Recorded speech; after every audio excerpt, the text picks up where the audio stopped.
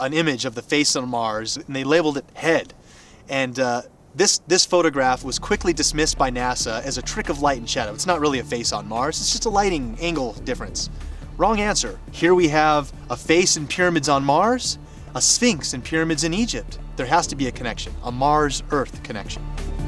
To the scientists, though, it was just a natural feature. This is the kind of thing that we see on the Earth in various places. There's a famous one in New Hampshire in the United States called the Old Man in the Mountain. And there's a tendency among us humans to try to see images of ourselves in nature. And here was a perfect example, but happened to be on Mars. The common sense explanation is simple. Human beings are just hardwired to recognise faces, even when faces aren't there. Over to a psychologist to explain. Faces are very important to humans from infancy. They're so important that we perceive faces even in a stimulus that is not a face. For example, this plate of eggs in front of me looks very much like a face. We can see eyebrows, two eyes, a nose, and a mouth very readily. Well, when I look at the first image that was taken of the structures on Mars, I see it very, very clearly as a face. Here's an eye, here's the bottom part of a nose, here's the outline of a face. This is a low-resolution image, and I'm quite convinced by that interpretation. However, when I look at the more recent image, which is a much more high-resolution image, I'm very hard-pressed to see that as a face. Now, could I see it as a face? I could. I could go and look for the same features that I saw in the first image and try to pick them out here. But in the high-resolution image, where it is not very ambiguous, it is much harder to perceive this as a face. We now have exquisite images of the surface of Mars that are being taken as we speak, in fact, by the Mars Express spacecraft. And we see extraordinary detail on the surface of that planet, but we see no evidence of anything artificial. So Mars may not have a sphinx, and it probably doesn't have any pyramids. And so far, it hasn't got any signs of life at all. So where do the ancient aliens come from? It's time to consult someone who should really know. An alien herself. Lisa Royal Holt, a cosmic medium, claims she can communicate with aliens. Apparently, she hooks up to the extraterrestrials by putting herself into a self-hypnotic trance. She says she's been doing it for years. It wasn't until I was in college when I was studying hypnosis, and I learned to put myself in an altered state. And when I did that, I started to realize that I was very intuitive and that sometimes I would receive messages. I'm able to actually hear or sense the communications and then verbally communicate them. Right now, her favourite phone buddy is a female alien called Sasha, who takes over Lisa's brain and communicates through Lisa's voice. We are about to do a channeling session. I will go into a meditative state. You are going to hear from Sasha, who says she's from the Pleiades. You mean the Pleiades, a cluster of stars in the constellation of Taurus, otherwise known as the Bull. Tell us, Sasha, if it's not too personal a question, what do girls from the Pleiades look like? In my world, I actually do have what you would know to be a physical body, though it exists in a slightly different dimension. I could walk down your street and pass as a human, but you would probably look at me and feel there was something strange about me.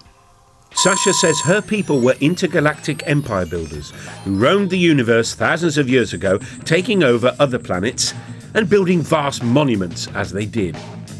Ironically, one of their first colonies was apparently on Mars. We used some of the bases there as colonies. What has been found now on Mars represents the tip of the iceberg of what is still on Mars. But Mars was merely a stopover for Sasha's people. She says they soon turned their attention to us. My forefathers thus have been very interested in Earth for a very, very long time. It's time to find out the answer to the biggest question of all about the ancient astronauts. Why did they come here? According to Sasha, they may have been up to more than building monuments and starting civilization. Could they have created the human race? If alien astronauts really did visit us thousands of years ago, and that's rather a big if, then the obvious question is why? What is it? I don't know. Well, according to Lisa Holt, or rather her alien mate Sasha, there's a perfectly sensible answer. The aliens chanced upon our pre-human ancestors and then started messing with our DNA, a process she calls upliftment. My sources have said that the extraterrestrial genetic projects on Earth have been going on for thousands of years.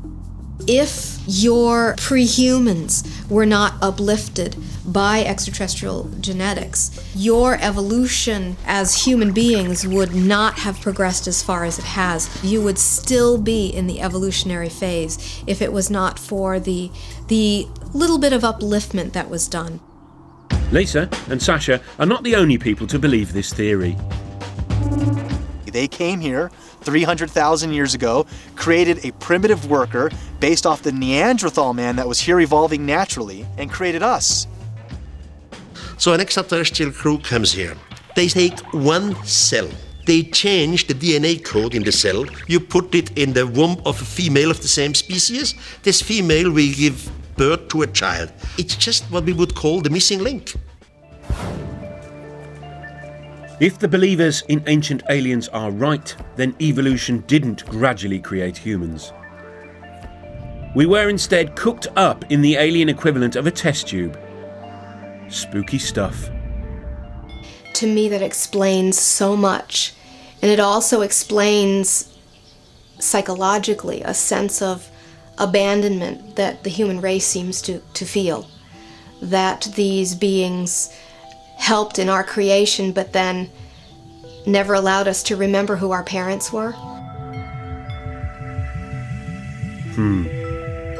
Now, it all might sound like cobblers, but the notion of visiting aliens as godlike creators takes alien conspiracy ideas to their ultimate conclusion.